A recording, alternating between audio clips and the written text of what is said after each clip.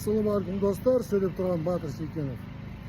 Meni bugün президенттің әкімшілігі маман ретінде шақырды. Білесіздер ғой қандай. Себебі киік мәселесі. Олардың айтқан сөздері біз шаршадық, аналар тыңдауға кабинетте отырған шенеуніктерді, гинекология ғой, ғалымдарды білмейді. Енді сіз осы саламен нақты айналысыңыз, сізді келіп бізге ақылыңызды, кеңесіңізді айтып деп шақырып жатыр. Қазір барам, ешқандай айтып беремін. Bir сағаттай отырдым, сөйлестік, әңгімелестік, өзімнің пікірімді айттым. Біріншіден, бақылау мемлекетте болу керек. Осы киік мәселесі ғой айтып отырдым. Екіншіден, бұның бәрін жоспар жасау, қалай пайдалану, ол деген ұлттық палата болу керек. Оператор дейді ғой.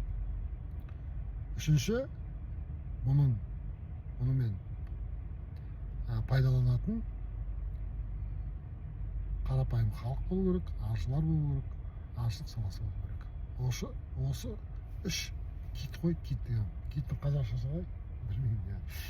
Жақсы жігіттер, бүкіл бәрін айтып бердім, сосы бәрін түсінді, соң кейін айттым, осының бәрін қағазға жазып бердім. Мен айттым, әрине жазып беремін. Бірақ айттым, мен қанша жыл болды, осы Асқар Мырзахметовтан бастап министрлер болды ғой. Ол шақты министр болды ғой, соның бәрімен кездесім, бәрін кезінде жазып бердім, түсіндіріп бердім. Өкінішке орай біреуі де бұны іске асырған жоқ қой. Себебі бұлардың ойы тек қана өздері ғана бәрін реттеу келіп отыр, охотзоопром арқылы өздері осыны пайдалану кегісіп отыр. Бұл жерден ешқандай нәтиже болмайды. Мен оларға айттым, мен 61-демін ғой, мен өзімнің жағдайым бар. Мен бұл жерде ештеңе іздеп отқан жоқпын, тиын іздеп отқан жоқпын, ақша іздеп отқан жоқпын. Менің ойым осы халыққа жағдай беру, халыққа жұмыс беру, қазынаны салықпен толтыру, осыны мен сендерге істеп бере аламын. Енді әрине жазып беремін дедім, мен бармасам, бұл мақтаншақ емес, жігіттер. Мен нақты айналысам осы салада.